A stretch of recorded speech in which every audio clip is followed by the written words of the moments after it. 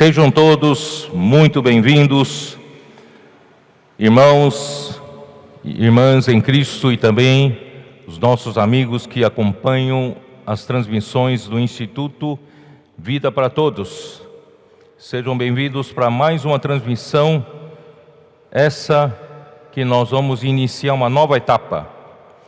Nós começamos com a Conferência Internacional de fevereiro de 2022. A primeira mensagem será hoje. E o tema geral, nós seguimos o semestre passado e será pregado este Evangelho do Reino. E a sequência é: e então virá o fim. Como hoje é domingo, lembro a todos a fazerem as suas ofertas, honrarem o Senhor com seus bens, seja Missões do Exterior, Instituto Vida para Todos, e também todas as Estância Árvore da Vida, e também as suas necessidades regionais do Senhor. Vocês devem se lembrar também da sua localidade. Muito bem, nós vamos começar essa nova etapa com uma oração, tá bom? Eu vou fazer uma oração.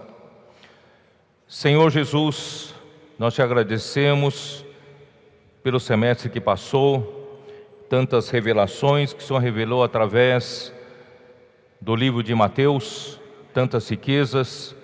Senhor, nós só temos te agradecer, e essas revelações têm produzido muitas ações, muitas concretizações, realizações e confirmações. Senhor, muito obrigado. Nós confiamos em Ti para mais um semestre.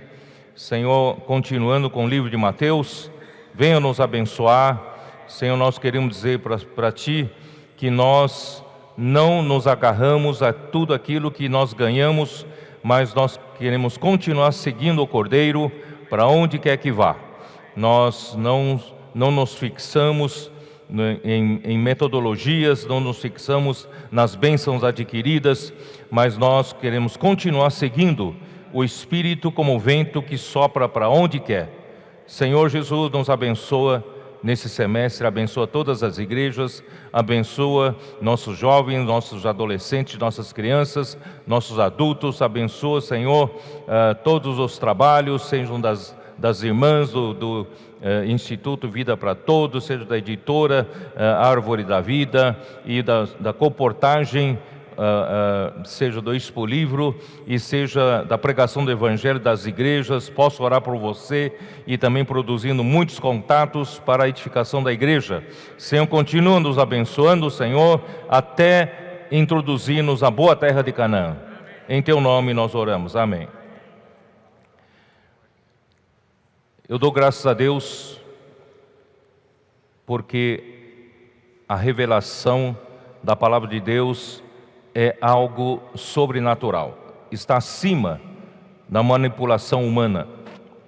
Eu não havia programado para começar o semestre com Mateus 16, mas assim soberanamente aconteceu, e o Senhor nos fez terminar a mensagem de número 37 com a última parte de Mateus 15.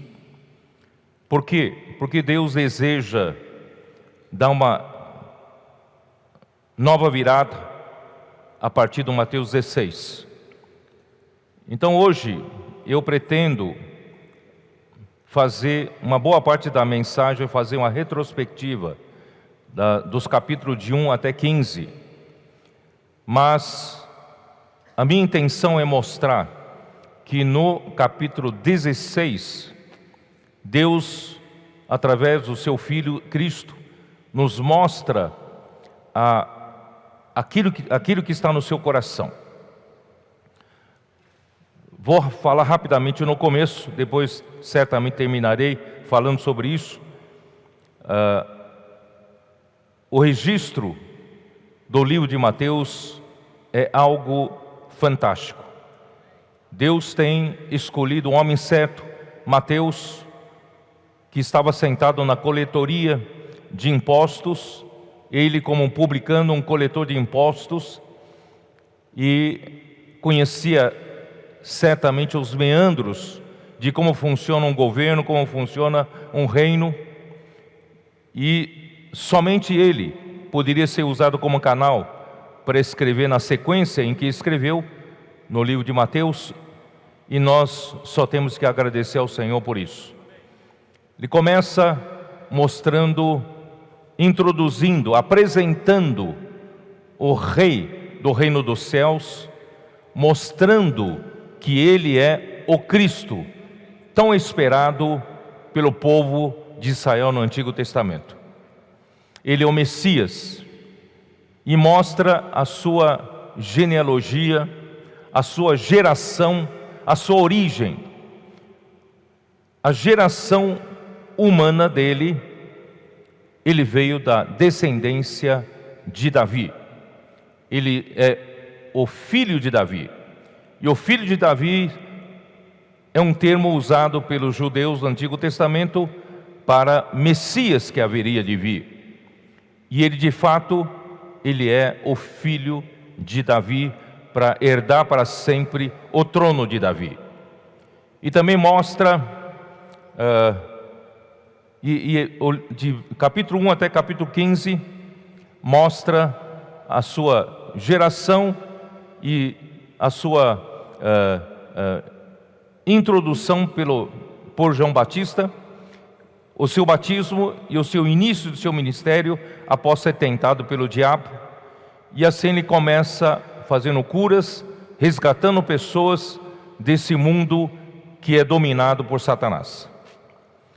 E ele chama os 12, envia os 12 como apóstolos para a pregação do Evangelho do Reino, que é a única forma de salvar esse mundo. E ele também continua com muitas revelações até chegar no capítulo 15 de Mateus, e eu vou fazer uma retrospectiva daqui a pouco. Mas, até então, ele consegue ganhar os membros que serão introduzidos no reino dos céus. São indivíduos com espírito humilde, quebrantado, contrito, que puderam entrar pela porta da primeira bem-aventurança, os pobres em espírito, porque deles é o reino dos céus. Então, o Senhor, através do trabalho do capítulo 1 até capítulo 15, ele consegue ganhar indivíduos em que ele pode trabalhar no seu coração, onde ele pode fazer a sua habitação nos corações desses indivíduos. Todavia, a partir do capítulo 16, ele mostra algo muito maior, uma preocupação muito maior, que é a revelação da igreja. Ele deu descanso para os que trabalham para ele, de capítulo 1 até capítulo 15, mas ele não tem um lugar de descanso. Deus precisa dar para Cristo um lugar de descanso. Esse lugar de descanso é a igreja, e a igreja edificada. Eu vou mostrar isso com mais detalhes a partir desse semestre. Então, nós começamos com uma grande virada. A minha preocupação é de que de todas as riquezas que nós ganhamos até agora, de todos os milagres que o Senhor fez no nosso meio até agora, as operações do Espírito têm sido grandiosas entre nós. Todavia, não devemos nos agarrar a todas essas bênçãos, mas continuar seguindo o Espírito.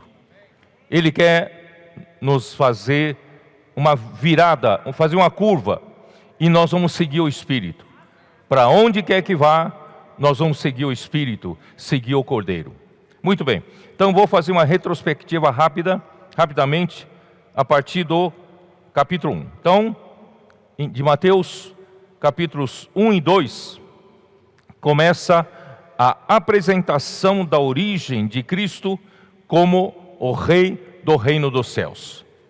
Esse mundo foi usurpado por Satanás, que introduziu o pecado no homem através da queda no jardim do Éden, e o homem, a partir de então, perdeu a presença de Deus, foi corrompido pelo pecado e pela morte, e o homem perdeu tudo aquilo que Deus, o propósito pelo qual Deus criou o homem.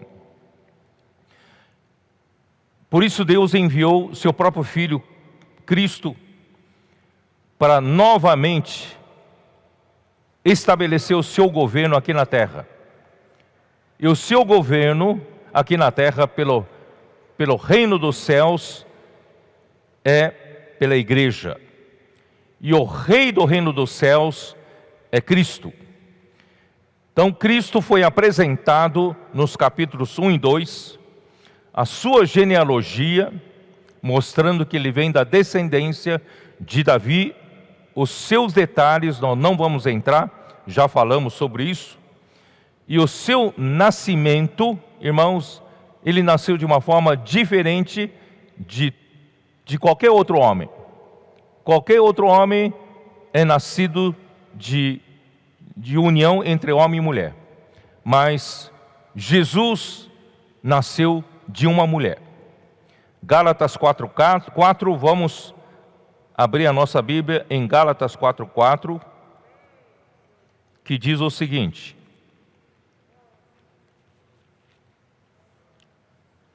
vindo, porém, a plenitude do tempo, Deus enviou o seu Filho, aleluia, nascido de mulher, nascido sob a lei. Ele nasceu sob a lei, ele nasceu de uma mulher, Maria. Mateus capítulo 1, versículo 18.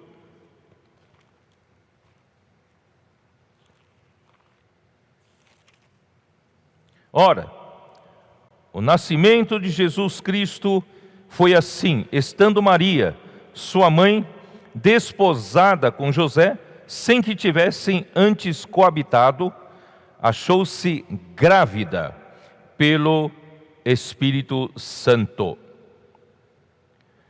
Aí no versículo 20: enquanto José ponderava nestas coisas, eis que lhe apareceu em sonho um anjo do Senhor, dizendo: José, filho de Davi, não temas receber Maria, tua mulher, porque o que nela foi gerado é do Espírito Santo. Portanto, queridos irmãos, o Rei do reino dos céus, nosso querido Jesus Cristo, ele não foi gerado da união entre homem e mulher. Ele foi gerado pelo Espírito Santo através da Virgem Maria. Por isso, ele não participa do pecado do homem, mas ele traz sobre si a semelhança da carne pecaminosa. Isso está em Romanos 8, versículo 3. E qual é o seu nome? O seu nome diz muita coisa. Versículo 21. Ele dará à luz um filho, ela dará à luz um filho, e lhe porás o nome de Jesus, porque ele salvará o seu povo dos pecados deles. O homem caiu pelo pecado. A origem da queda do homem foi quando o homem comeu do fruto da árvore do conhecimento do bem e do mal. A sua transgressão contra a palavra de Deus fez com que o pecado entrasse no homem, e a morte pelo pecado também veio ao mundo, e o pecado e a morte passou para todos os homens, e assim todos pecaram, não há justo nenhum sequer, e todos carecem da glória de Deus. Mas graças a Deus, Deus enviou o seu Filho, Jesus Cristo, nascido de mulher, seu nome é Jesus, para salvar o seu povo dos pecados deles. Portanto, irmãos, nós veio a salvação, veio o evangelho, veio a boa nova para o homem.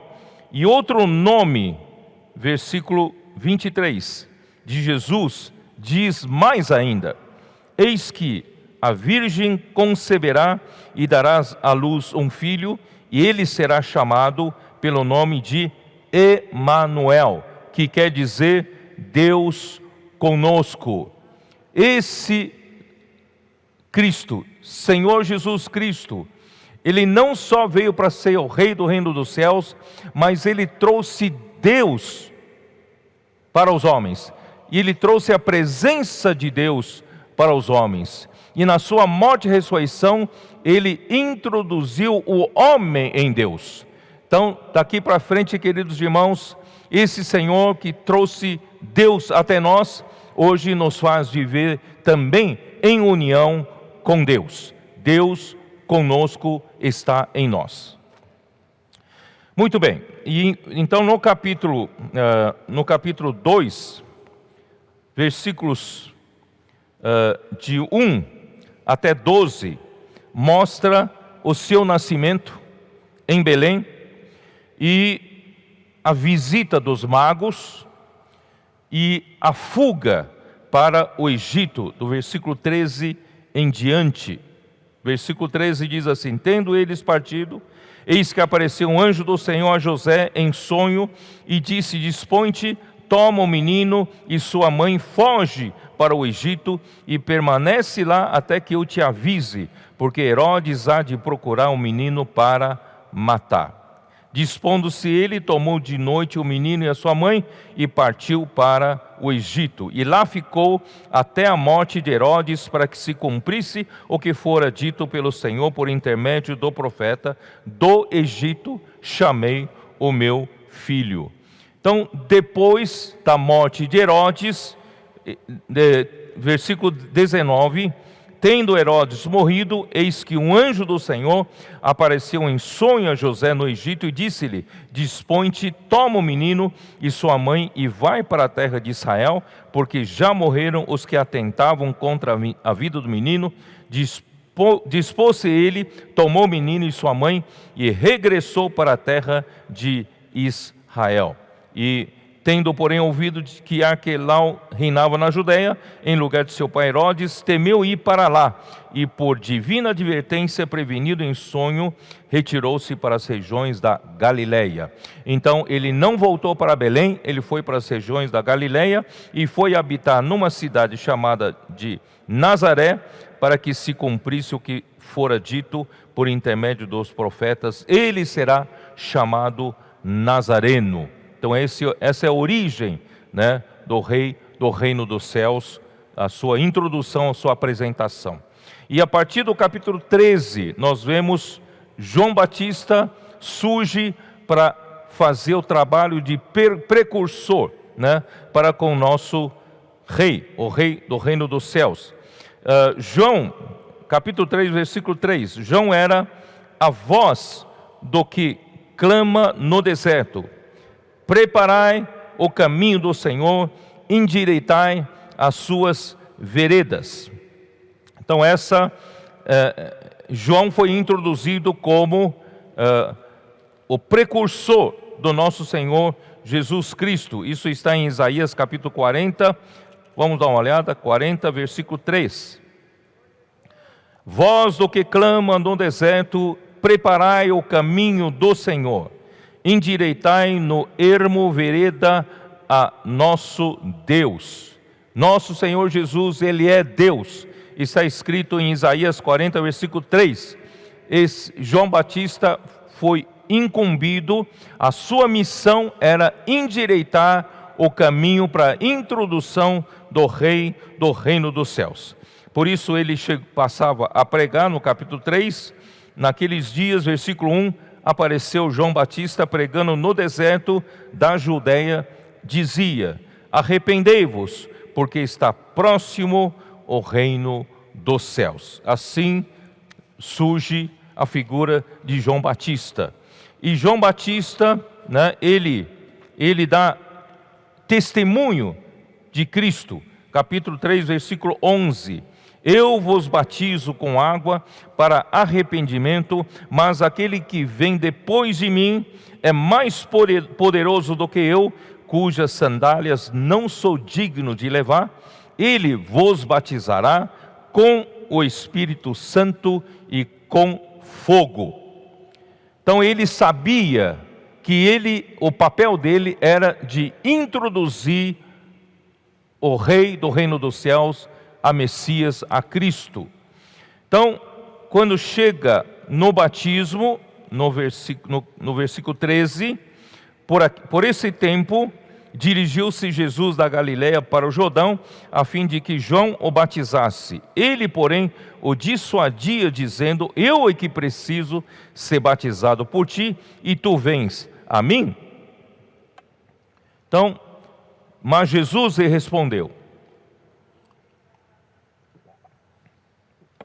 deixa por enquanto, porque assim nos convém cumprir toda a justiça. Então ele o admitiu. Realmente, João Batista, ele estava cumprindo ordens, né? Ele precisava cumprir a determinação de Deus Pai. Deus Pai queria que Jesus, como homem, fosse batizado.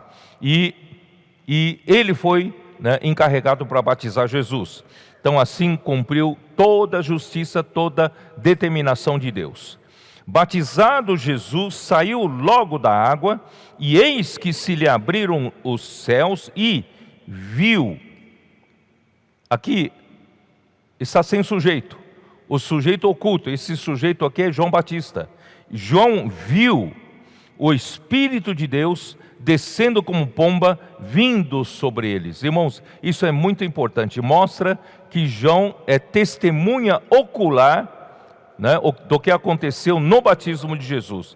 João viu o Espírito de Deus descendo como pomba, vindo sobre ele, e ainda ouviu o quê? Eis uma voz dos céus que dizia: este é o meu Filho amado, em quem me comprazo.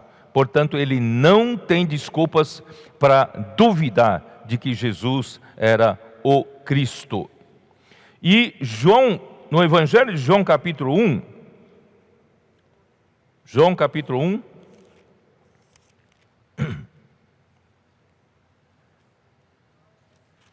João capítulo 1,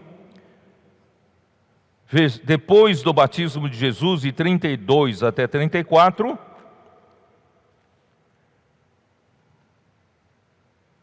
eu vou ler.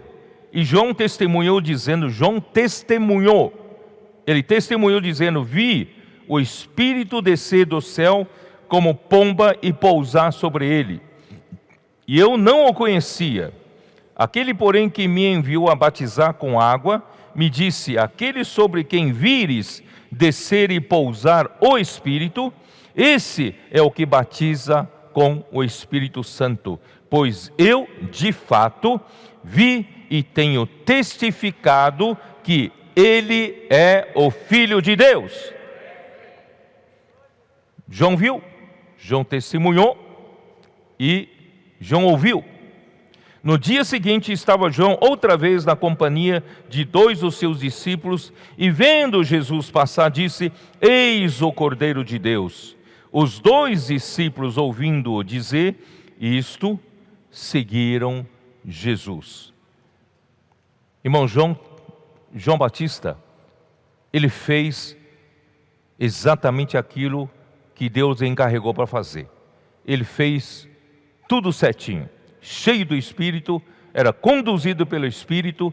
Ele estava fora da religião judaica, né? Já havia caído numa religião morta, e ele então não estava, né, servindo no templo, nem vestia de vestes finas sacerdotais, nem comia do manjar dos sacerdotes, mas ele pregava no deserto para sair, né, de toda aquela tradição judaica, para que o povo pudesse ser despertado e se arrepender de tudo aquilo, para poder introduzir Jesus Cristo para o povo de Israel.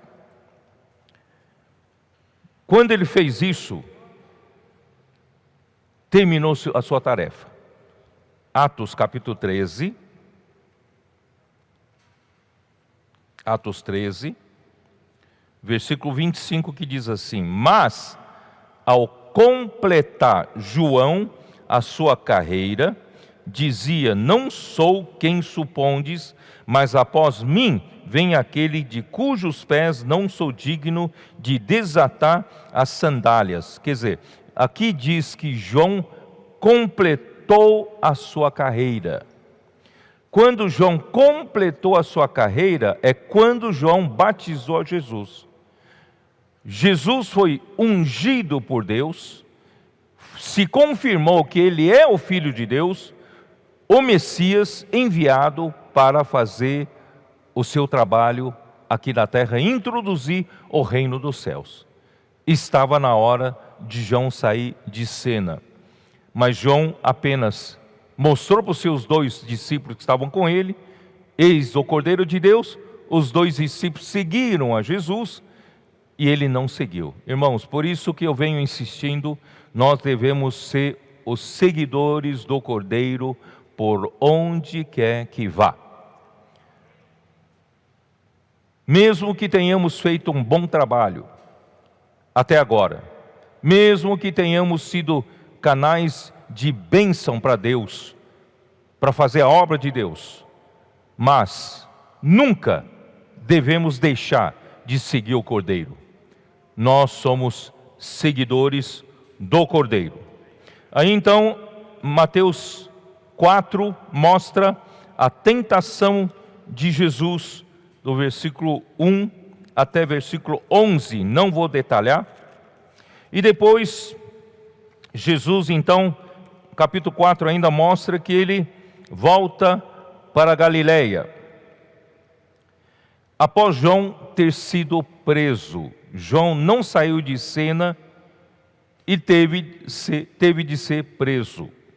E deixou Nazaré para morar em Cafarnaum, junto à beira-mar, é uma cidade à beira-mar, nos confins de Zebulon, Naftali, e ali começou a pregar.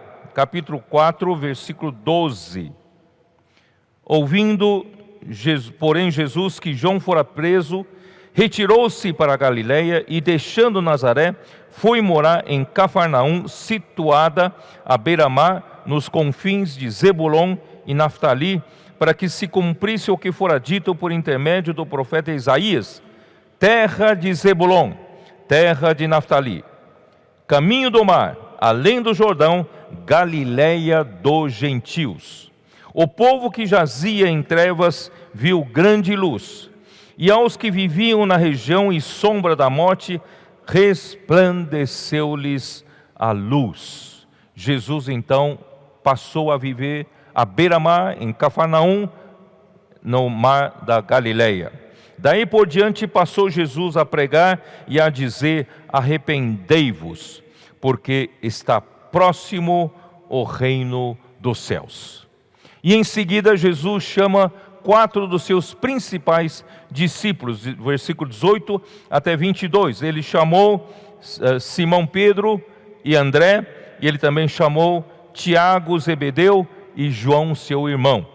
Os 4 principais. Aí, então, versículo 23, Jesus, como rei do reino dos céus, desesperado para salvar o povo debaixo do jugo de Satanás, e ele já começa o seu trabalho mostrando, irmãos, a sua preocupação. Versículo 23, percorria Jesus toda a Galileia, ensinando nas sinagogas, pregando o evangelho do reino e curando toda sorte de doenças e enfermidades entre o povo. Queridos irmãos, aqui mostra que a situação caótica do mundo, a situação caótica em que o homem caiu, só tem uma solução. A única solução, queridos irmãos, é o reino dos céus. Quando o homem desobedeceu a Deus, ele saiu da presença de Deus, ele saiu do governo de Deus. Quando não há governo de Deus, as coisas entram em desordem. A confusão, a corrupção começam a operar na sociedade humana. E o que se encontrava na terra no tempo de Jesus eram pessoas enfermas, pessoas doentes, e hoje não é diferente. Portanto, irmãos, nós precisamos ter isso em mente. A única coisa que pode salvar esse mundo, irmãos, é introduzir o reino dos céus aqui na terra, introduzir o governo celestial aqui dentre os homens. E o reino dos céus, irmãos, é introduzido por meio da igreja. E quem introduziu tudo isso, o evangelho do reino, é o nosso querido Senhor Jesus Cristo, que veio para esse trabalho. E aí ele passa a curar todas as enfermidades, expulsar os demônios e também curar os paralíticos, né? Então a sua fama já começou a correr ali naquela região. E a partir do capítulo 5 até o capítulo 7 de Mateus, começa que nós consideramos como a constituição do reino dos céus. Isto é, a lei magna desse reino, que governa esse reino. Eu diria que são as leis da vida que regem o povo, né? Povo que está sob o governo celestial. Então Jesus veio aqui na terra para convocar um povo, para salvar, resgatar um povo, para que ele possa ser o rei do reino dos céus e começar o governo celestial a partir dessas pessoas. E essas pessoas depois, em Mateus 16, formam a igreja. Bem-aventurados ou felizes são os que vivem no reino dos céus. E o primeiro requisito para entrar no reino dos céus é: bem-aventurados os humildes de espírito, ou os pobres em espírito, porque deles é o reino dos céus.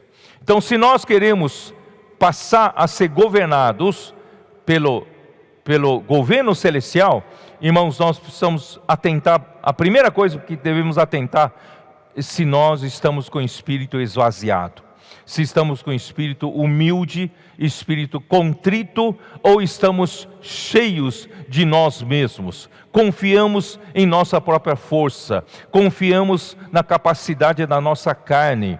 Dessa forma nós jamais entraremos no reino dos céus. Portanto, queridos irmãos, esse é o caminho para entrar. Vamos entrar, né, pelo Espírito, com o Espírito, como diz em Isaías 57. Eu vou ler, vai. Repetir isso nunca é demais. Isaías 57, em versão King James atualizada. Vamos lá. Versículo 14. Então o Eterno exclamará: aterrai, aterrai, abri um caminho, removei os obstáculos, para que o meu povo tenha acesso ao caminho. Irmãos, entenderam? O Senhor quer remover os obstáculos para que o seu povo possa achar o caminho. Irmãos, o reino dos céus é o caminho. É o caminho. Porquanto assim afirma o alto e sublime, aquele que vive para sempre e cujo nome é santíssimo. Na versão Ferreira de Almeida diz: é aquele que vive a eternidade, ou na eternidade. Ele não está sujeito ao tempo e espaço, né, a essa dimensão material em que nós vivemos. Ele está na eternidade, ele é o alto, ele é o sublime, ele é aquele que vive para sempre. Quem está na eternidade, irmãos, o tempo não passa. Quem vive na eternidade, vive para sempre, e cujo nome é santíssimo. Habito no lugar mais majestoso e santo do universo. Contudo, estou presente com quem? Com o contrito e humilde de espírito.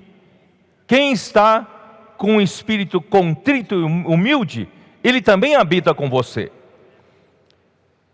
a fim de proporcionar um novo ânimo ao quebrantado de coração e um novo alento ao coração arrependido. Por que quebrantado de coração e um coração arrependido? Porque nós vivemos nesse mundo, o homem passou por uma queda e o pecado entrou no homem, o homem passou a depender do conhecimento do bem e do mal para viver, e não mais depender de Deus para viver. Portanto, o homem precisa se arrepender de confiar tanto em si mesmo, confiar nessa capacidade que essa árvore do conhecimento do bem e do mal deu para o homem e contaminou toda a humanidade. O homem precisa voltar para a simplicidade, voltar para o jardim do Éden, naquela dependência total ao Senhor. É um espírito contrito, humilde, e um coração quebrantado e arrependido. E também, ó Senhor Jesus, versículo 16 diz assim, em verdade, não contenderei para sempre, nem estarei perpetuamente encolerizado, pois a minha presença desfaleceria o espírito humano, a alma que eu mesmo criei. Quer dizer, se nosso Senhor ficasse mais tempo indignado conosco, com esse mundo que está totalmente debaixo da maldição e corrupção, irmãos, nós não teríamos mais esperança, desfaleceria toda a alma desse mundo. Mas graças a Deus, um dia Deus teve misericórdia de nós e enviou Cristo, enviou o Rei do reino dos céus para nos salvar, tirar dessa miséria e nos colocar no reino dos céus. Portanto, irmãos, vamos começar bem, vamos começar com espírito contrito, com espírito arrependido, um coração quebrantado, para nós podermos achar o caminho. Vamos achar o caminho para o reino dos céus, é esse o caminho. Aleluia. Vamos lá.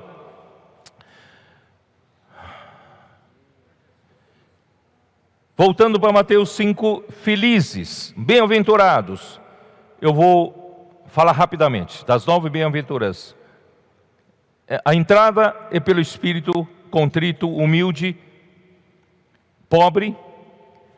Então, felizes, bem-aventurados, são os que choram, são os mansos, são os que têm fome e sede da justiça, são os que exercem misericórdia, os misericordiosos com os outros, são os puros de coração. Irmão Eudeu enfatizou muito na sua mensagem da conferência de jovens.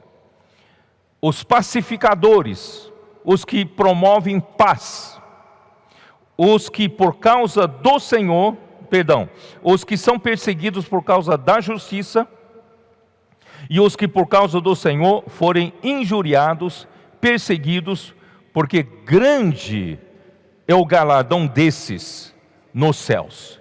Irmãos, a partir do capítulo 5 de Mateus, começa a entrar a questão de galardão. Irmãos, muitos podem ser chamados, mas poucos serão os escolhidos. E o Rei do reino dos céus vem nos chamar para sermos os escolhidos, para ganharmos o galardão. Nós queremos ser os vencedores. Por isso, irmãos, dentre a aparência do reino dos céus, existe a igreja que vive na realidade do reino dos céus. E quem vive na realidade do reino dos céus, ele é restrito por essas condições das 9 bem-aventuranças. E esses que vivem restritos por essas condições, requisitos das 9 bem-aventuranças, eles terão um grande galardão nos céus. Amém? Ó Senhor Jesus. Aí continuando, vamos lá, Mateus 5, 6, 7, vamos já passar, porque não tenho tempo de falar, ficar muito tempo num lugar. E Mateus 8 e 9, o Senhor começa a efetuar diversas curas, com a sua autoridade como rei do reino dos céus. Ele mostra a sua autoridade, eu estou fazendo um resumo. Ele mostra a sua autoridade sobre os ventos e o mar. Até os ventos e o mar obedecem a ele. Sobre os demônios. O chamamento de Mateus acontece então nesse período. E ele não perde tempo em pregar o evangelho do reino. Aqui está no capítulo 9, não é isso? Capítulo 9, versículo 35. E percorria Jesus todas as cidades e povoados, ensinando nas sinagogas, pregando o evangelho do reino, curando toda sorte de doenças e enfermidades. Vendo ele as multidões, compadeceu-se delas, porque estavam aflitas e exaustas, como ovelhas que não têm pastor. Irmãos, logo o rei já mostra a que veio. Ele veio para salvar o povo que está na cidade, está nas aldeias, o povo que está nas ruas. Ele logo saiu para as ruas.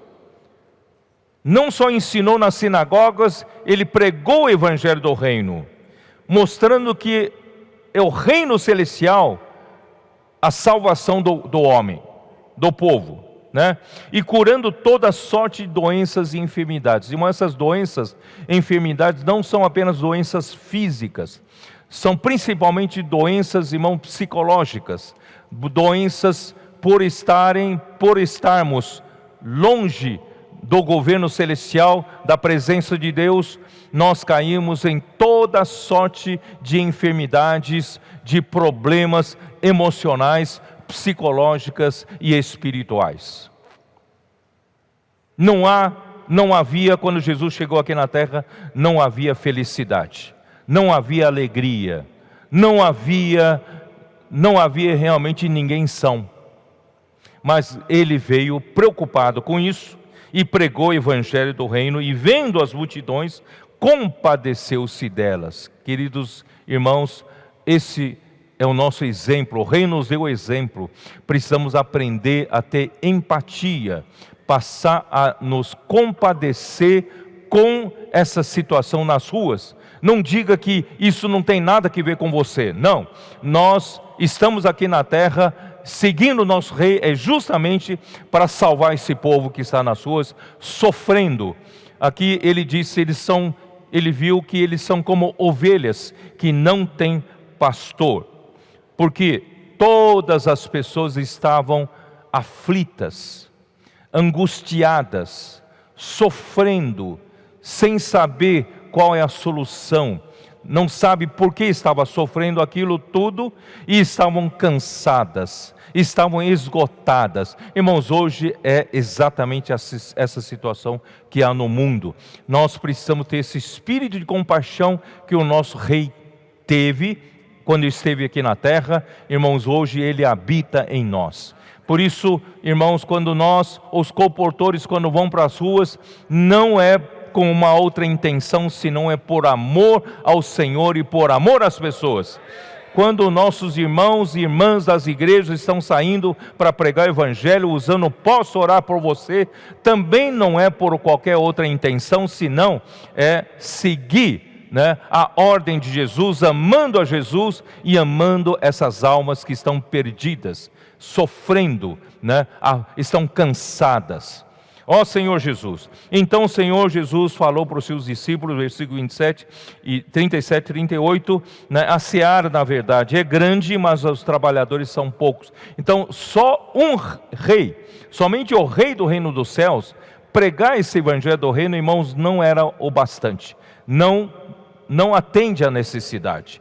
Então ele pediu para os seus discípulos rogar ao Senhor da seara, que é Deus, que mande trabalhadores para a sua seara. Irmãos, graças a Deus, hoje Deus está convocando você.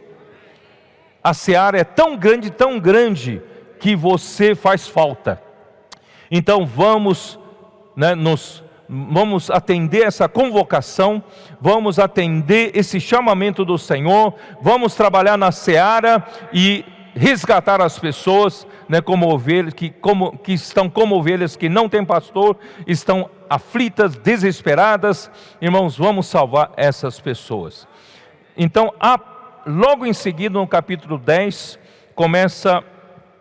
ele chama então os 12 discípulos para começar esse trabalho, porque até então era ele só pregando o evangelho do reino. Agora ele estava instruindo os 12, chamou os 12 e também enviou os 12 como 12 apóstolos. Apóstolo é quando você envia. Graças a Deus, os 12 apóstolos foram enviados para ampliar esse trabalho da pregação do evangelho do reino. E no capítulo 10, capítulo 11, assim que o rei envia os seus 12 apóstolos para fazer o mesmo trabalho que ele estava fazendo, pregando o evangelho do reino, com a autoridade do rei, com o poder que o rei lhes confia, e ele imediatamente no capítulo 11, ele não ficou em casa esperando os 12 pregar o evangelho, não.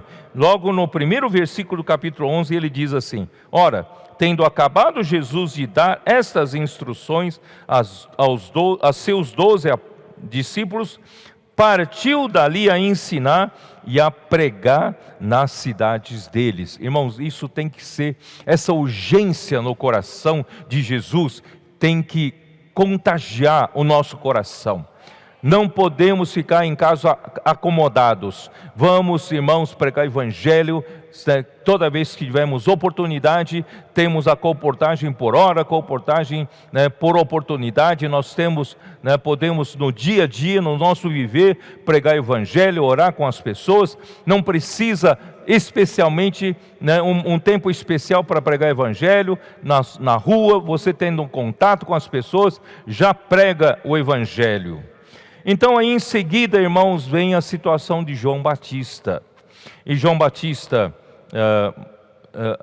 foi do cárcere, enviou discípulos para perguntar a Jesus: és tu aquele que havia de vir ou esperamos outro? Quer dizer, é um absurdo para alguém que testemunhou que ao sair das águas do batismo, ele viu o Espírito descer sobre Jesus com a pomba, e a voz que dizia: esse é o meu filho amado em quem me comprazo.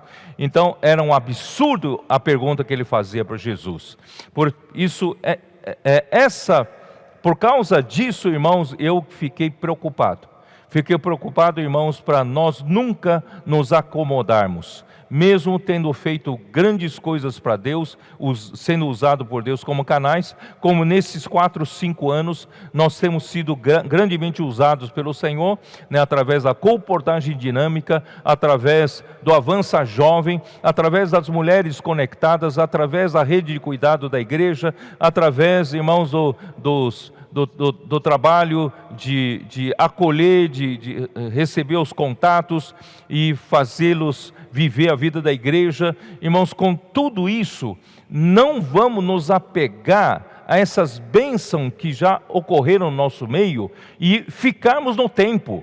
Nós não podemos, nada pode ser apegado para a gente ficar no tempo. Nós precisamos, irmãos, continuar seguindo o Senhor, com o coração contrito, com o coração humilde e com o mesmo desespero, irmãos, de antes. Hoje, antes de vir aqui falar, eu estava conversando com um dos cooperadores de uma região que está indo de vento a popa. Muitas bênçãos, o SEAP funciona, os colportores estão funcionando, a igreja está funcionando, números sendo adicionados, acrescentados nas igrejas, tudo está bem. Aí eu disse para esse cooperador: é justamente quando tudo está bem, aí reside o perigo. Falei para ele: toma cuidado, vamos continuar com o mesmo desespero, amando, dedicando o nosso amor reverente para com a palavra que sai da boca de Deus. Nós continuamos, irmãos, a depender de toda a palavra que sai da boca de Deus para viver, para dar o próximo seguinte, o passo seguinte. Nós não nos agarramos à experiência passada. Nós temos que seguir, irmãos. Vamos seguir. E por isso, irmãos, aqui ele disse: em verdade vos digo, versículo 11, capítulo 11, que entre os nascidos de mulher, ninguém apareceu maior do que João Batista, mas o menor no reino dos céus é maior do que ele. Irmãos, realmente, dentre todos os profetas do Antigo Testamento, todos profetizaram a respeito de uma coisa só: profetizaram a respeito de Cristo. João Batista era maior dentre todos os profetas, porque ele introduziu a Cristo. Ele não só profetizou, mas ele introduziu a Cristo. Mas infelizmente, ele poderia ter sido um do reino dos céus. Irmãos, entendem o que Jesus estava querendo dizer? Ele poderia ter, seguido ao Cordeiro, juntamente com seus 2 discípulos, no dia seguinte ao batismo de Jesus. Irmãos, ele estaria no reino dos céus. Ele teria sido o maior profeta do Antigo Testamento e teria sido um do reino dos céus.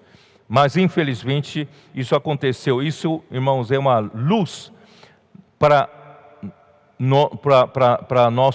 nossa reflexão, para nós sempre tomarmos cuidado, nunca nos agarrarmos ao sucesso. Irmãos, toma muito cuidado com o sucesso. Às vezes, irmãos, derrota é melhor que sucesso.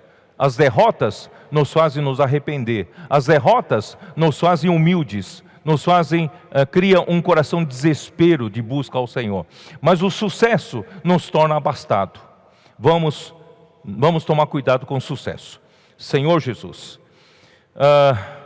desde os dias de João Batista até agora, o reino dos céus é tomado por esforço, e os que se esforçam se apoderam dele. Irmãos, eu dificilmente consegui entender esse versículo, mas hoje eu quero dizer para vocês, irmãos, esse esforço é nós nos humilharmos, esse esforço é nós sermos os de espírito contrito, os de espírito humilde. Esse é o esforço que devemos fazer.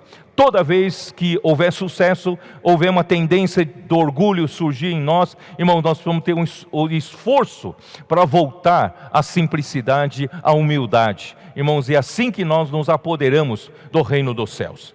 Espero que vocês concordem comigo essa minha interpretação, E a partir do capítulo 12, mostra o clímax da oposição dos líderes judeus. E Jesus então diz para eles que uma árvore má só pode produzir frutos maus. O sinal de Jonas era o único sinal, que eles pediam, que Jesus falou: o único sinal que eu vou dar. E aliás, esse é o maior sinal de todos os tempos, porque o sinal de Jonas é aquele que, é o sinal em que Jesus Cristo morreu pelos pecadores, e ele ressuscitou para produzir a sua igreja. A realidade do reino dos céus finalmente é estabelecida. Por isso, irmãos, eu dou graças a Deus que o Senhor não deu outro sinal, mas é o sinal de Jonas. E no final do capítulo, deixa eu ver aqui, então, no final do capítulo 12, ele mostra o seu foco. Olha só, versículo 50. Porque qualquer que fizer a vontade de meu Pai Celeste, esse é meu irmão, irmã e mãe. O nosso Senhor Jesus Cristo, ele foi enviado, ele é o ungido de Deus para fazer o quê? Para estabelecer o reino de Deus aqui na terra. Então ele veio com esse único objetivo, focado em fazer a obra, fazer a vontade de Deus. Até mesmo o seu relacionamento natural, o seu relacionamento de parentesco com a sua mãe, com seus irmãos, com suas irmãs, irmãos, é secundário ao foco dele de fazer a vontade de Deus. Portanto, irmãos, hoje é a mesma coisa.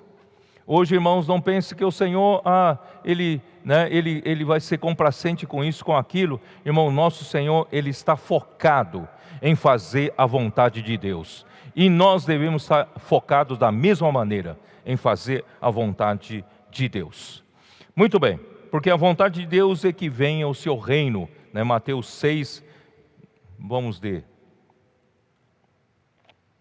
Mateus 6, 9 e 10. Porquanto vós orareis assim: Pai nosso que está no céu, santificado seja o teu nome, venha o teu reino, faça-se a tua vontade, assim na terra como no céu. Quer dizer, o que o Pai quer, através de Cristo ter sido enviado, é para que o Pai possa fazer a sua vontade aqui na terra como Ele faz no céu. Que o Filho vem aqui estabelecer o reino de Deus na terra, dar um basta para a usurpação de Satanás nesse mundo. Ó Senhor Jesus! E a única maneira de fazer isso, irmãos, não é fundar uma religião gigantesca, construir templos suntuosos, não. A única maneira de Deus conseguir, através do seu Filho Cristo, fazer o trabalho de introduzir o reino dos céus aqui na terra, irmãos, o reino de Deus aqui na terra é através da semeadura. Capítulo 13 de Mateus começa a falar, a primeira parábola: o semeador saiu a semear. Irmãos, não dá atenção para organizações gigantescas religiosas. Irmão, o Senhor quer introduzir, semear vida. A semente em Mateus 13 é a palavra do reino. A palavra do reino vem pelo Evangelho, que é pregado pelo Rei do Reino dos Céus e hoje é pregado por nós. E quando nós pregamos o Evangelho, a palavra que sai como a palavra do reino, isto é, como uma semente do reino. Quando a palavra que nós pregamos cai no coração de um homem, o reino começa a nascer no coração daquele homem. O governo celestial passa a existir naquele coração. E juntando essas pessoas, né, que o rei veio a salvar, nós então formaremos a igreja. E é o reino dos céus, a realidade do reino dos céus aqui na terra. Portanto, Jesus não veio. Muita gente diz, mas Jesus, ele falhou. Muitos com os olhos, né, na religião. Jesus morreu nessa terra, não conseguiu organizar uma grande religião. Não, ele não veio para isso. Ele veio a semear a semente do reino. Tá? Em seguida, no capítulo 14, veio a morte de João Batista. Infelizmente, né, é um triste fim de quem foi grandemente usado por Deus, mas não soube seguir o Cordeiro na hora certa. Devemos tomar cuidado em nunca nos apegar aos sucessos e deixar de ser simples, deixar de amar a palavra com reverência e deixar de seguir o Espírito. Em seguida vem a multiplicação dos pães. É um milagre em alimentar a multidão. Irmãos, acontece quando nós oferecemos o pouco que nós temos para o Senhor e em obediência à palavra, nós distribuímos às pessoas o que o Senhor nos entregar. E os irmãos, eu não sei se nas duas multiplicações de pães, eu tenho tentado passar essa visão, é de que o milagre na multiplicação não aconteceu propriamente nas mãos de Jesus. Quando Jesus tomou os 5 pães e 2 peixes, e levantou os olhos ao céu e deu graças ao Pai, não é? Ali aqueles 5 pães continuavam 5 pães. Os 2 peixes continuavam 2 peixes. Não é que de repente veio 5 containers de alimento, não. Continuavam os 5 pães e 2 peixes. O milagre realmente aconteceu quando? Quando Jesus devolve para você, seus discípulos, quando Ele devolve para você, e você, obediente à palavra profética, vai às ruas e entrega esse alimento para as pessoas, e parece que esse alimento não acaba. Não acaba. O milagre acontece quando você distribui. Não acontece nas mãos do Senhor, acontece nas mãos de quem distribui. Os irmãos entenderam? Portanto, irmãos, Deus quer nos usar. O Senhor quer nos usar para multiplicar os pães, para atender a multidão. Nós somos um pequenino rebanho. Temos pouca força. Somos pequeno em número. Não temos grande poder político nem econômico. Não temos como alcançar com a mídia, não é isso? Comercial, para alcançar toda a população. Não temos essa capacidade. Mas Deus tem feito milagres entre nós. Deus tem feito milagres por meio de nós. Quando nós, obedientes à palavra profética, quando nós entregamos para o Senhor pouco que nós temos, você vai dizer: eu não sei pregar evangelho, eu não consigo pregar evangelho, não sei fazer nada. Tá bom, você não consegue fazer nada, então deixe escapar da sua boca. Posso orar por você? Esses são seus 5 pães e seus 2 peixes. Quando você deixa escapar, deixa o Senhor fazer. Ele vai operar milagre de multiplicação. Os irmãos estão me entendendo? Então, irmãos, o Senhor está fazendo esse milagre de multiplicação dos pães através de nós, pessoas simples, que não tem muita coisa, que não sabe fazer muita coisa, mas nós estamos conseguindo, irmãos, através de obediência à palavra, estamos alimentando as multidões.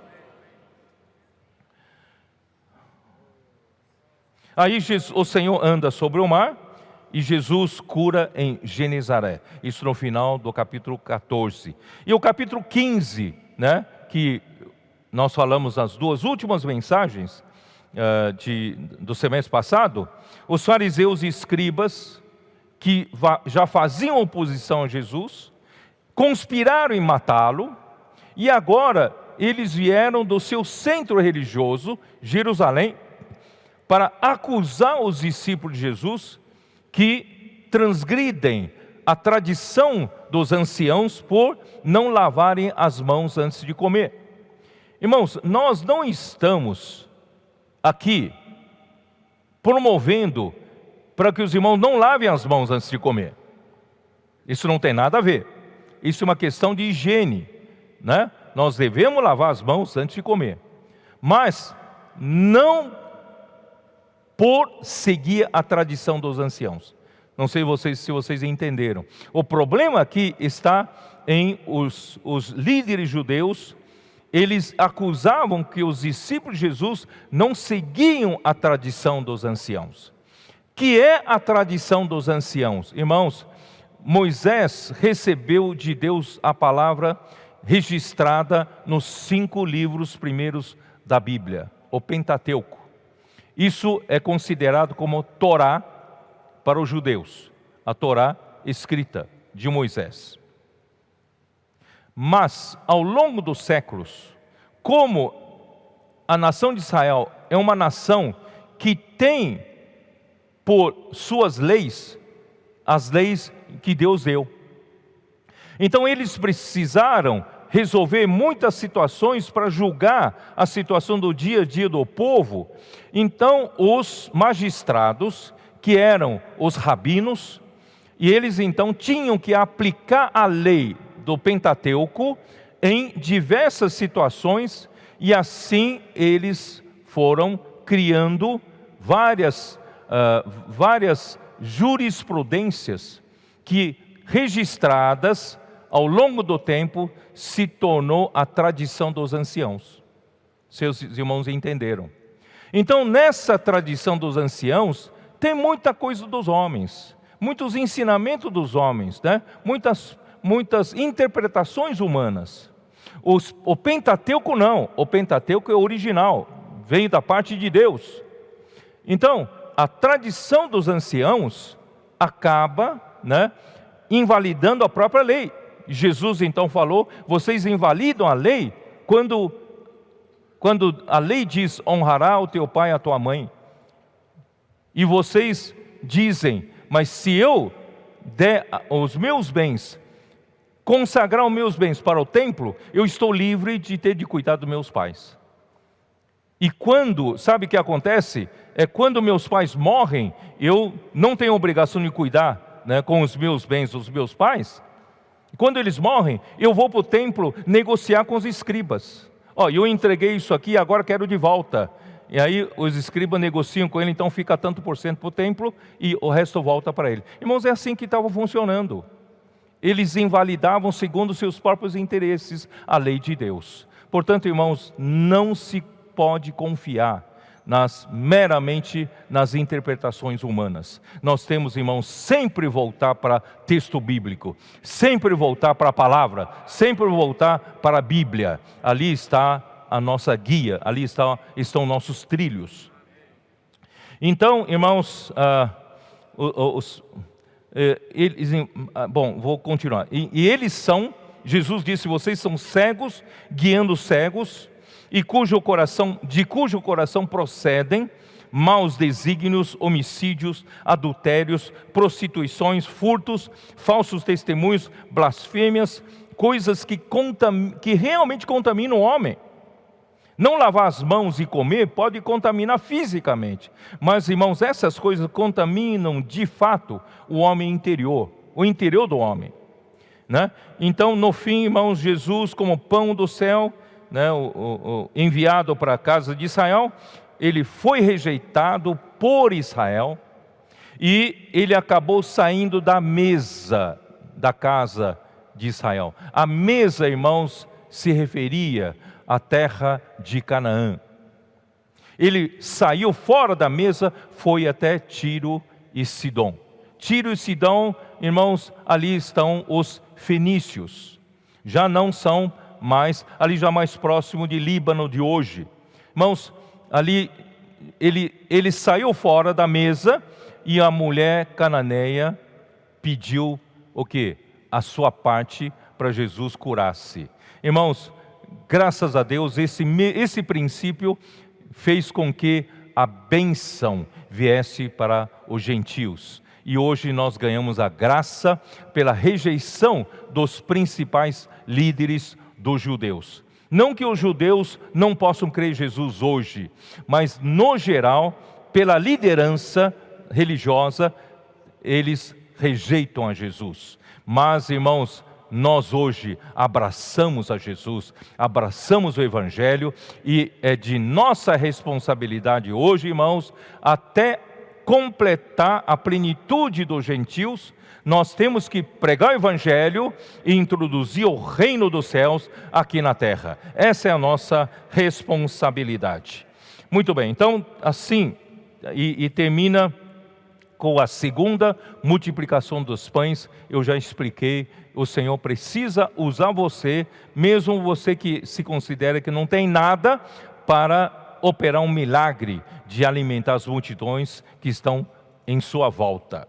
E aí nós chegamos então finalmente a Mateus 13. Eu ainda não vou poder entrar na questão da edificação da igreja, porque Mateus 13 não, Mateus 16. Nós chegamos em Mateus 16. Em Mateus 16, vamos ler versículos de 1 a 4. Aproximou-se. Vocês perceberam que nesses 15 capítulos, Jesus como rei foi introduzido.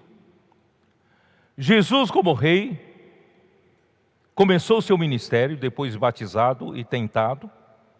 Jesus como rei veio se preocupar com o povo, com os homens nas ruas, pregando o evangelho do reino. Jesus como rei se preocupou em resgatar algumas pessoas, convocar os trabalhadores para essa seara tão grande. E nós entendemos, irmãos, que todos que entraram pela porta do espírito humilde para o reino dos céus, se tornou, né, eu esqueci de falar de trabalhar no descanso. Então, esses que entraram por essa porta, aprenderam com Jesus a servir no descanso. Porque tomaram jugo do Senhor para servir, porque quem faz a obra é Deus. Irmãos, nós temos pouca força para fazer a obra.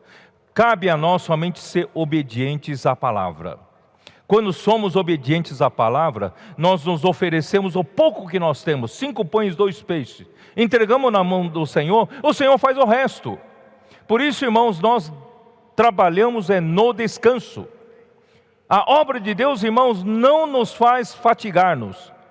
Embora haja muito suor, haja muito trabalho, mas nós trabalhamos no descanso. Deus nos fez entrar no descanso, é ou não é verdade? Mas a partir do capítulo 16, Deus está procurando um lugar de descanso também. Eu não li com vocês, vamos ler Isaías 66.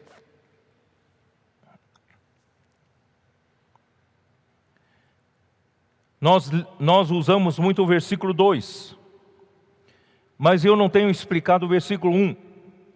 Versículo 1 diz assim: eis a palavra do Senhor, estou usando o King James atualizado. Eis a palavra do Senhor, o céu é dos meus pés. Perdão. O céu é o meu trono e a terra o estrado dos meus pés. Sendo assim, que espécie de casa me haveis edificar? Tal casa será o meu local de descanso. Não sei se os irmãos entenderam esse versículo. Nosso Senhor veio aqui na terra para nos resgatar, para nos fazer entrar no descanso e cooperar com Ele e continuar esse trabalho da pregação do Evangelho do Reino. Então nós encontramos descanso, nós trabalhamos no descanso, porque Ele é quem está fazendo tudo, é ou não é? Mas nós não podemos nos esquecer que Ele também está procurando um lugar de descanso. A capítulo 16 dá essa virada. Jesus está procurando esse lugar de descanso. Esse lugar de descanso, irmãos, não é em nenhuma casa. Eu não vou, é que essa mensagem aí não tem por objeto isso. Mas, irmãos, lembra que o rei Davi falou, né, que queria edificar uma casa para ele. E Deus então lhe respondeu: desde que eu tirei o povo do Egito, nunca morei em casa nenhuma. Eu pulei de tenda em tenda. Nunca pedi uma casa para mim. Os irmãos entenderam? E ele precisa de uma casa para o seu descanso. Mas essa casa que ele precisa não é uma casa física, material. O templo do Antigo Testamento é uma sombra da habitação de Deus no Espírito. Deus hoje precisa de uma igreja edificada para que Ele possa habitar nela. Os irmãos entenderam? Então, até o capítulo 15, irmãos, Ele veio aqui para cuidar de nós. Veio nos resgatar, veio nos curar, veio nos tirar da situação miserável e nos colocou na sua obra, colocou para trabalhar no descanso. E a partir do capítulo 16, irmãos, Ele mostra que então eu preciso revelar uma coisa para vocês. Eu preciso também de um lugar de descanso. Esse lugar de descanso é a igreja edificada. Por isso que no versículo 2 diz assim: ora, não foram as minhas próprias mãos que criaram o que existe? E só assim tudo o que há veio a existir? Quer dizer, eu não preciso de uma casa suntuosa, não. Nós fomos essa vez para a Europa, vimos que, né, na Idade Média, edificaram templos e mais templos para Deus. Um templo mais suntuoso que outro, o pé direito tem pelo menos 40 metros de altura, pelo menos. Aquela coisa que você entra assim, você até fica pequenininho. Irmãos, você acha que Deus quer habitar numa casa dessa? Deus quer habitar na igreja. Deus quer habitar em você, né? Por isso ele diz assim, ó: darei, pois, a minha atenção, estima este ao humilde e arrependido de espírito. Quer dizer, esse humilde e arrependido de espírito é que dá lugar para eu descansar. E que dedica-se o amor reverente à minha palavra, quer dizer, a minha palavra tem nesse lugar a primazia para fazer a obra de Deus. Então esse é o lugar que eu descanso. Os irmãos entenderam? Então a partir dessa mensagem nós vamos começar a adentrar isso, começar a entrar nisso. Mas antes eu quero mostrar para vocês aqui, ó, esses versículos 4, primeiros versículos, 4 versículos. Aproximando-se os fariseus e os saduceus, tentando-o, pediram-lhe que se mostrasse um sinal vindo do céu, não é isso? Ele, porém, lhes respondeu: chegada a tarde, dizeis, haverá bom tempo, porque o céu está avermelhado. Quer dizer, quando chega no final da tarde, ao entardecer, o céu fica vermelho mesmo, o céu fica alaranjado, por causa do pôr do sol, certo ou não? Então, quando você enxerga o céu avermelhado ou alaranjado, é porque o céu está limpo. E se o céu está limpo, haverá bom tempo. Mas se chega de manhã, não é isso? Aqui, ó. E pela manhã, hoje haverá tempestade, porque o céu está de um vermelho sombrio. Quer dizer, se de manhã acontecer um céu vermelho, nublado, com nuvens, irmãos, haverá tempestade. Sabeis, na verdade, discernir o aspecto do céu, e não podeis discernir os sinais dos tempos? Uma geração má e adúltera pede um sinal, nenhum sinal lhe será dado, senão o de Jonas, e deixando-os, retirou-se. Irmãos, mais uma vez os fariseus, dessa vez, juntou-se a eles os saduceus. Os saduceus, eles eram opostos aos fariseus, né? Porque vou dizer aqui para vocês, ó, os saduceus eram tradicionalmente rivais dos fariseus, porque eles não criam em ressurreição, né? E nem em anjo, nem espírito. Isso está em Marcos 12, 18. Dá uma olhada, Marcos 12, 18.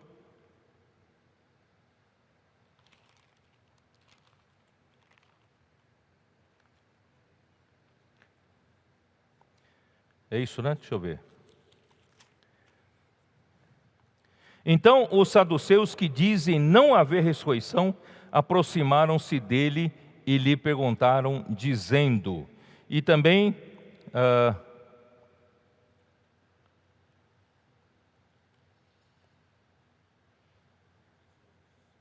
Atos 23,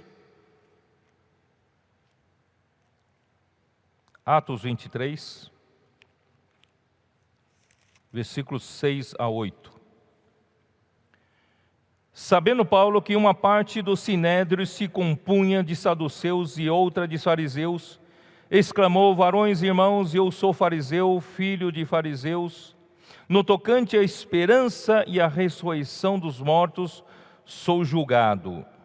Dito essas coisas, levantou-se grande dissensão entre os fariseus e saduceus, e a multidão se dividiu, pois os saduceus declaram não haver ressurreição, nem anjo, nem espírito, ao passo que os fariseus admitem todas estas coisas.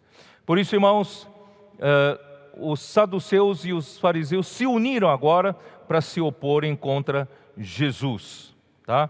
E mais, o homem não sabia discernir, né, o maior dos sinais, é que o próprio significado do nome Jesus, ele salvará o seu povo dos pecados dele, porque por meio de sua morte na cruz, ele vai salvar o seu povo dos seus pecados, né?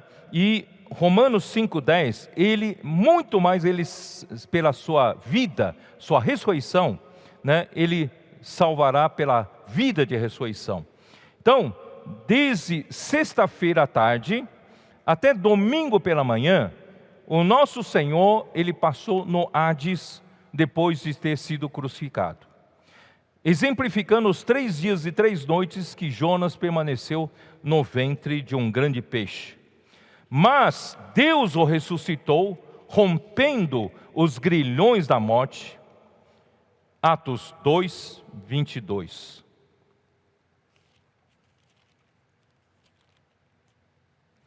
Varões israelitas, atendei a estas palavras: Jesus, o Nazareno, varão aprovado por Deus, diante de vós, com milagres e prodígios e sinais, os quais o próprio Deus realizou por intermédio dele entre vós, como vós mesmos sabeis. Sendo este entregue pelo determinado desígnio e presciência de Deus, vós o matastes, crucificando por mãos iníquos, ao qual, porém, Deus ressuscitou, rompendo os grilhões da morte, porquanto não era possível fosse ele retido por ela. Versículo 32. A esse Jesus Deus ressuscitou, de que todos nós somos testemunhas, exaltado, pois, à destra de Deus, tendo recebido do Pai a promessa do Espírito Santo, derramou isto que vedes e ouvis. Irmãos, esse é o sinal de Jonas. É o único sinal dado para os fariseus crerem que Jesus é o Cristo. Hoje, irmãos, a igreja precisa conhecer o sinal da vinda de Cristo. Mateus 24, versículo 3.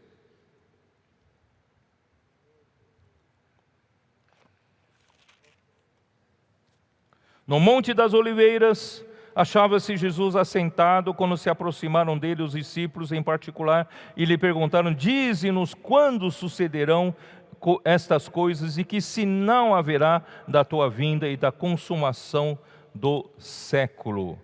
E Jesus então falou de todos os sinais que precedem, mas ele termina no versículo 14: e será pregado esse evangelho do reino por todo o mundo, para testemunho a todas as nações, então virá o fim, que é o tema geral desta conferência. Então virá o fim. Irmãos, esse é o sinal, E o sinal, irmãos, é da parábola da figueira, 24, 32. Aprendei, pois, a parábola da figueira: quando já os seus ramos se renovam e as folhas brotam, sabeis que está próximo o verão. Assim também vós, quando vides todas essas coisas, sabeis que está próximo às portas. Eu não vou ler tudo. Irmãos, 2000 anos atrás, o povo de Israel não percebeu que Jesus Cristo era o verdadeiro Messias, e fizeram oposição a eles e crucificaram, e fez-o morrer na cruz. Mesmo anunciada por Deus com antecedência por meio dos profetas, eles não puderam evitar a tragédia da destruição do templo e de Jerusalém no ano 70. E no primeiro século, eles perderam a sua nação. Eles perderam a nação por quase 2000 anos.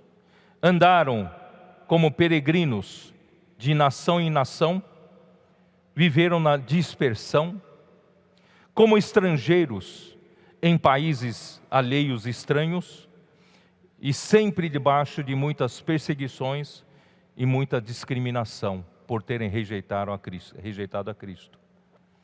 Somente, irmãos, na Segunda Guerra Mundial, debaixo do regime de Hitler, 6 milhões de judeus perderam a vida. Mas em 1948, foi milagrosamente restaurada a nação de Israel, debaixo de muitas oposições e lutas. Irmãos, hoje, os seus ramos já brotam, já se renovam, e as folhas já brotam.